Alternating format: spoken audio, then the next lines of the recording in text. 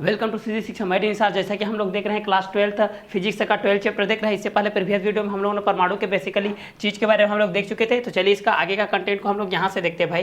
Clear. तो hydrogen परमाणु की स्पेक्ट्रमी श्रेणी से हम लोग देखते हैं। तो चलिए किसी तत्व विशेष रूप से उत्सर्जित प्रकाश की तरंग दैर्ध्य पे, ठीक है। तो हाइड्रोजन परमाणु की स्पेक्ट्रमी श्रेणी किस तरीके से होती है, स्पेक्ट्रल सीरीज अब हाइड्रोजन एटम के बेस पे किस तरीके से होती है, इसका हम लोग नॉर्मल वे पे इस चीज को देखते हैं। क्लियर। तो किसी तत्व विशेष से उत्सर्जित प्रकाश की तरंग दैर्ध्य अथवा, ठीक है, किसी तत्व विशेष से उत्सर्जित प्रकाश की तरंग दैर्ध्य अथवा आवृत्तियां कुछ नियमित पैटर्न दर्शाती है, जो कि हाइड्रोजन के एक सरलतम परमाणु होता है। इसका स्पेक्ट्रम सबसे सरल होता है। हाइड्रोजन स्पेक्ट्रम में कुछ विशेष समुच्चयों अथवा समूहों के भीतर रेखाओं के बीच की दूरी नियमित क्रम से घटती जाती है। तो किसी तत्व विशेष से उत्सर्जित प्रकाश की तरंग दैर्ध्य अथवा आवृत्तियां कुछ नियमित पैटर्न दर्शाती है भाई। तो इस नियमित पैटर्न के तरीके से हम लोग इस चीज को देखते हैं कि किसी तत्व के विशेष उत्सर्जित प्रकाश, यहाँ पर अगर इस चीज को अगर कवर अप कर दिया जाए तो मेन यहाँ पर जो कोई भी तत्व होता है भाई, किसी तत्व यहाँ पर उत्सर्जित प्रकाश देखिए, तो कोई भी तत्व रहता है जिस पर उत्सर्जित प्रकाश होती है, अगर उसकी तरंग दैर्ध्य में और आवृत्ति में, उसकी तरंग दैर्ध्य में और किसमें,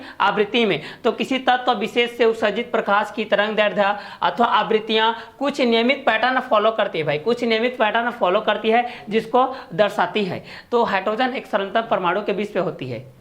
क्लियर। तो चलिए इस चीज को देखते हैं हम लोग। हाइड्रोजन एक सरलतम परमाणु के बेस पे होती है। हाइड्रोजन एक सरलतम परमाणु के बेस पे होती है। तो इस चीज को हम लोग देखते हैं। तो यहाँ पर हम लोग इसी को देखते हैं, किसी तत्व विशेष उत्सर्जित प्रकाश की तरंग दैर्ध्य अथवा आवृत्तियां कुछ नियमित पैटर्न फॉलो अप करती है। तो हाइड्रोजन एक सरलतम परमाणु के बेस पे होती है। तो इसका स्पेक्ट्रम सबसे सरल होता है, जो कि हाइड्रोजन स्पेक्ट्रम के बेस पे होता है, जो कि किसके बेस पे होता है, हाइड्रोजन स्पेक्ट्रम के बेस में होता है। तो कुछ विशेष समुच्चयों द्वारा यहां से देखिए, कुछ विशेष समुच्चयों द्वारा अथवा समूहों के भीतर रेखाओं पर हम लोग इस चीज को देखते हैं कि बीच की दूरी नियमित क्रम से क्या होती है, घटती जाती है। तो इस बीच पे हम लोग ये चीज को देखते हैं कि हाइड्रोजन परमाणु की स्पेक्ट्रमी श्रेणी किसी तत्व विशेष से उत्सर्जित प्रकाश की तरंग दैर्ध्य अथवा आवृत्तियां कुछ नियमित पैटर्न फॉलो करती है। पैटर्न किस तरीके से फॉलो करती है उसको हम लोग यहाँ पर डायग्राम के बेस पे देखेंगे भाई। क्लियर। तो जैसे कि हाइड्रोजन होती है, जो हाइड्रोजन की एक सरलतम परमाणु होती है भाई, जैसे कि हाइड्रोजन का जो अणु सूत्र होता है H2 होता है, और जैसे कि जल के लिए हम लोग देखते हैं, जल का जो अणु सूत्र होता है क्या होता है, H2O होता है। यहाँ पर अगर हाइड्रोजन का दो अणु ऑक्सीजन के एक अणु से क्रिया करती है, तब यहाँ पर हाइड्रोजन का जो बंध होती है वो ऑक्सीजन के साथ अटैचमेंट होती है, जिससे कि यहाँ पर एक अणु के रूप में होती है भाई। क्लियर। तो किसी तत्व विशेष से उत्सर्जित प्रकाश की तरंग दैर्ध्य अथवा आवृत्तियां कुछ नियमित पैटर्न फॉलो अप करती है। तो हाइड्रोजन एक सरलतम परमाणु के बेस पे होती है। इसका स्पेक्ट्रम सबसे सरल होता है। हाइड्रोजन स्पेक्ट्रम में कुछ विशेष समुच्चय होती है अथवा समूहों के भीतर रेखाओं के बीच की दूरी होती है, नियमित क्रम से घटती जाती है। इसमें से प्रत्येक समुच्चय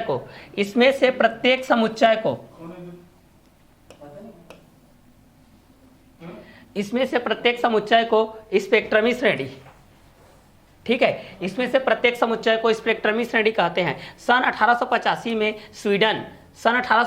में स्वीडन के एक स्कूल के अध्यापक जॉन जेकब बामर ने 1825 में 1898 के बीच में, 1825 से 1898 के बीच में हाइड्रोजन स्पेक्ट्रम के दृश्य भाग में इस प्रकार की पहली श्रेणी को देखा गया। तो जैसे कि हम लोग देख रहे थे हाइड्रोजन परमाणु की स्पेक्ट्रमी श्रेणी के बारे में हम लोग इस चीज को देख रहे थे। तो इसमें से प्रत्येक समुच्चय को स्पेक्ट्रमी श्रेणी कहते हैं। सन 1885 में 1885 में स्वीडन के एक स्कूल के अध्यापक जॉन जेकब बामर ने 1825 से 1898 के बीच में हाइड्रोजन स्पेक्ट्रम के दृश्य भाग में इस प्रकार पहली श्रेणी को देखा, जिसने हम लोग बामर श्रेणी कहते हैं, जिसको हम लोग क्या बोलते हैं, बामर श्रेणी कहते हैं। तो हाइड्रोजन परमाणु की स्पेक्ट्रमी श्रेणी के बेस पे हम इस चीज को देख रहे हैं। आगे देखते हैं भाई। इस श्रेणी में सर्वाधिक तरंग दैर्ध्य 656.3 नैनोमीटर के बेस से होती है भाई। तो इस श्रेणी में सर्वाधिक तरंग दैर्ध्य 656.3 नैनोमीटर की लाल रंग को हेलियम के बेस पे, अगली तरंग दैर्ध्य 486 × 1 नैनोमीटर के बेस पे नीली हरी रेखा को Hb, तीसरी तरंग दैर्ध्य 434 nm की बैगनी रेखा को H से क्या किया जाता है, व्यक्त किया जाता है। जैसे जैसे इन रेखाओं का तरंग दैर्ध्य भाई, जैसे जैसे इन रेखाओं का तरंग दैर्ध्य आगे बढ़ते जाता है, जैसे जैसे इन रेखाओं का तरंग दैर्ध्य घटता जाता है, रेखाओं के मध्य की दूरी घटती जाती है, अर्थात रेखाएं समीप प्रतीत होती है तथा उनकी तीव्रता कम होती जाती है, क्या होती जाती है, कम होती जाती है। तो इस श्रेणी में सर्वाधिक तरंग दैर्ध्य 656.3 नैनोमीटर की लाल रंग रेखा को हीलियम और अगली तरंग दैर्ध्य के बेस पे हम इस चीज को कवर अप करते हैं। चलिए, बामर ने इन रेखाओं को प्रेक्षिक तरंगदैर्ध्यों के लिए एक अनुभाविक सूत्र दिया था, ठीक है, जिसकी परिकल्पना हम लोग आगे के श्रेणी में करते हैं। चलिए, तो यहाँ पर इसके आगे की श्रेणी के बेस पे जब हम इस चीज को करते हैं तो इसके अंतर्गत जो बोर परमाणु मॉडल आता है भाई, इसके अंतर्गत जो क्या आता है, बोर परमाणु मॉडल आता है, उसकी अभिगृहित किस तरीके से होती है, इस बोर परमाणु मॉडल के अनुसार हम इस चीज को जानते हैं भाई। तो चलिए इस चीज को देखते हैं, बोर परमाणु मॉडल की अभिगृहित को देखते हैं। रदरफोर्ड के परमाणु मॉडल द्वारा, रदरफोर्ड के परमाणु मॉडल द्वारा परमाणु के स्थायित्व तथा परमाणु द्वारा उत्सर्जित विकिरण, परमाणु द्वारा उत्सर्जित विकिरण, बोर परमाणु मॉडल के अभिगृहित द्वारा रदरफोर्ड के परमाणु मॉडल द्वारा परमाणु के स्थायित्व तथा परमाणु द्वारा उत्सर्जित विकिरण के स्पेक्ट्रम की व्याख्या के लिए, स्पेक्ट्रम की व्याख्या करने में असफल रहा।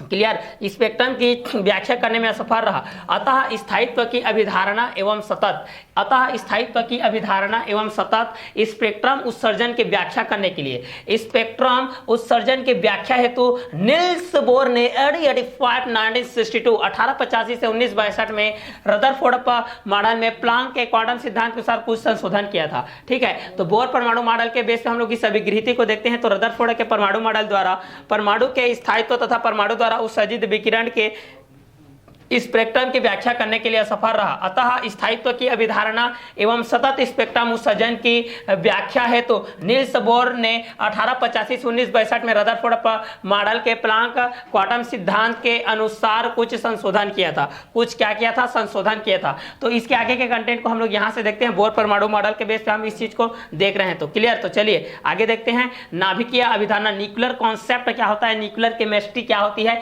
इस चीज को हम लोग यहाँ से नाभिकीय अभिधारणा के बेस पे इस चीज को हम लोग देखते हैं भाई। क्लियर, तो चलिए नाभिकीय अभिधारणा के बेस पे इस चीज को देखते हैं। आप लोगों को उचित जगह पर उचित चिन्हों का प्रयोग करते हुए साफ, स्वच्छ, सुलेख, सुव्यवस्थित, सुसज्जित, सुंदर, सुस्पष्ट, प्रॉपर लाइन पे, प्रॉपर प्लेस पर, उचित जगह पर उचित चिन्हों का प्रयोग करते हुए अच्छे तरीके से लिखना है, जिसके अंतर्गत नाभिकीय अभिधारणा किस तरीके से होती है इसको हम लोग यहां से जानते हैं भाई।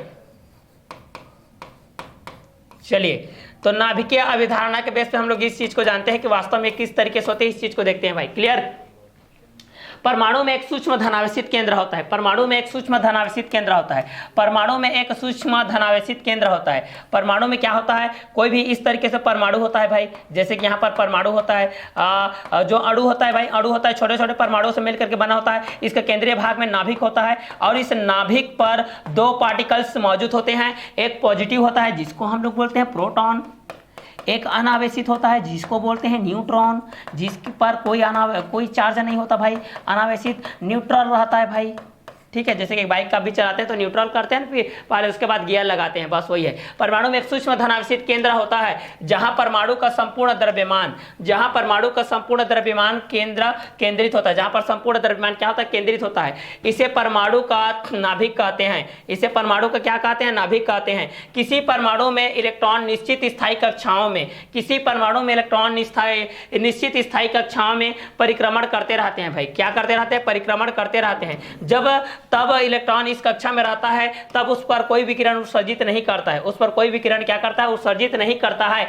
और यही विद्युत चुंबकीय सिद्धांत के अनुमान के विपरीत होता है। यही विद्युत चुंबकीय सिद्धांत के अनुमान की क्या होती है, विपरीत होता है। तो नाभिकीय अभिधारणा के बेस पे हम लोग इस चीज को कर रहे हैं भाई। तो चलिए इस चीज को आगे कंटेन करते हैं। कंटिन्यू।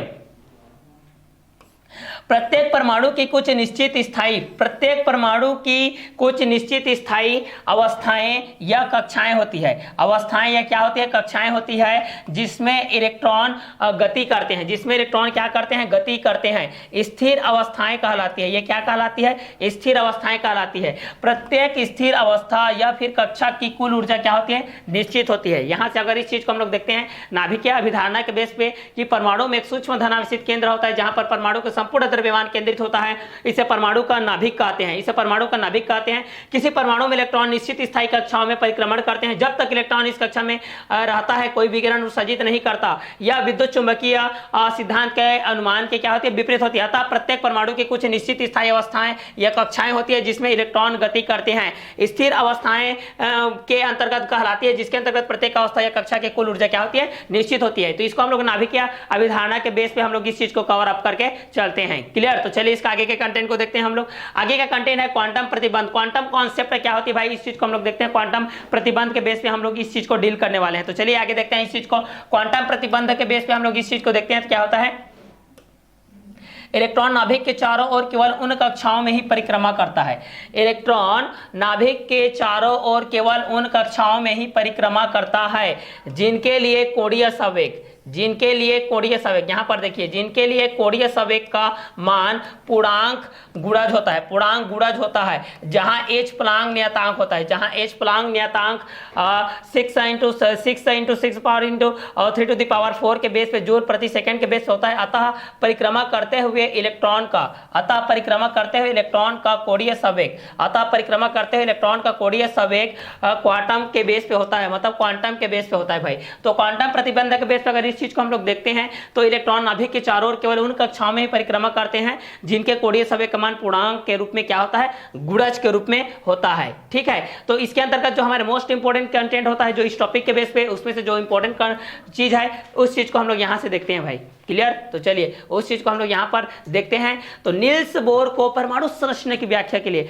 नील्स बोर को परमाणु संरचना की व्याख्या के लिए, नील्स बोर को परमाणु संरचना की व्याख्या, नील्स बोर को परमाणु संरचना की व्याख्या एवं ऊर्जा उत्सर्जन की खोज के लिए नोबेल पुरस्कार दिया गया था। नोबेल पुरस्कार दिया गया था। क्या दिया गया था भाई? नोबेल पुरस्कार दिया गया था। तो नील्स बोर को परमाणु संरचना की व्याख्या एवं ऊर्जा उत्सर्जन की खोज के लिए नोबेल प्राइज दिया गया था। क्या प्राइज दिया गया था? नोबेल प्राइज दिया गया था। तो इसको जानने योग्य बातें, महत्वपूर्ण कंटेंट के बेस पे आप लोग इसको अटैचमेंट के बेस पे इस चीज को रख सकते हो भाई, नील्स बोर नामक वैज्ञानिक को। क्लियर? चलिए आगे देखते हैं। जब किसी परमाणु को बाह्य ऊर्जा दी जाती है, जब किसी परमाणु को बाह्य ऊर्जा दी जाती है भाई, जब कोई भी परमाणु होती है, जब किसी परमाणु को बाह्य ऊर्जा दी जाती है तो उसकी किसी कक्षा का इलेक्ट्रॉन, तो उसकी किसी कक्षा का इलेक्ट्रॉन ऊर्जा को अवशोषित कर, ऊर्जा को अवशोषित कर उच्च ऊर्जा कोष की कक्षा में, उच्च ऊर्जा कोष की कक्षा में क्या होती है? चला जाती है, मतलब में चला जाता है, उच्च ऊर्जा की कक्षा की चरत में चला जाता है तथा वह 10 से 8 सेकंड रहने के बाद, 10 से 8 सेकंड रहने के पश्चात अपनी प्रारंभिक अवस्था में आ जाता है, अपनी प्रारंभिक अवस्था में आ जाता है, जिसके कारण अवशोषित ऊर्जा को एक फोटोन के रूप में क्या किया जाता है? उत्सर्जित किया जाता है। एक फोटोन के रूप में क्या किया जाता है? उत्सर्जित किया जाता है। तो नील्स बोर को परमाणु संरचना की व्याख्या एवं ऊर्जा उत्सर्जन की खोज के लिए नोबेल प्राइज दिया गया था। जब किसी परमाणु को बाह्य ऊर्जा दी जाती है तो उसकी किसी कक्षा के इलेक्ट्रॉन ऊर्जा को अवशोषित कर उच्च ऊर्जा कोष की कक्षा में चला जाता है तथा वहां 10 से 8 सेकंड रहने के पश्चात अपनी प्रारंभिक अवस्था में आ जाता है, जिससे अवशोषित ऊर्जा को एक फोटोन के रूप में क्या किया जाता है? उत्सर्जित किया जाता है। तो ये जानने योग्य बात है। इसका आगे कंटेंट को देखते हैं भाई। स्थायी कक्षाएं एवं आवृत्ति प्रतिबंध, इस चीज को हम लोग देखते हैं।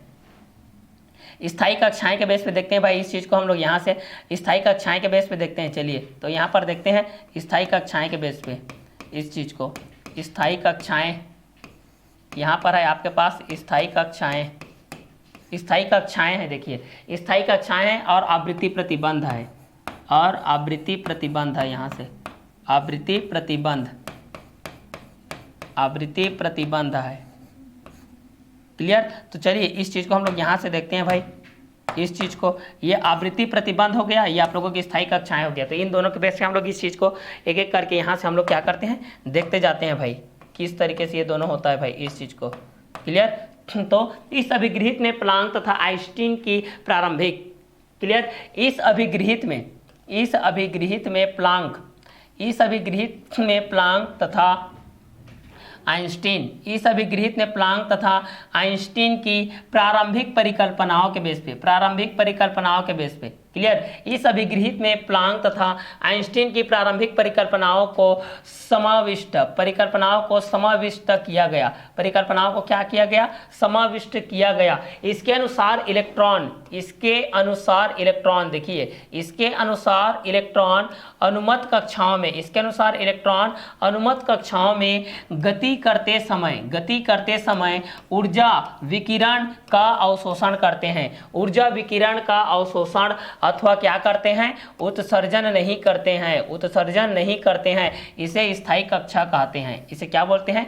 स्थायी कक्षा कहते हैं। तो इसके अनुसार हम लोग जो प्लांक के बेस पे देखें, इसके अनुसार हम लोग किसके बेस पे देखें? जो प्लांक के बेस पे देखें, किसके बेस पे देखें? जो प्लांक के बेस पे देखें, और दूसरा किसके बेस पे देखें?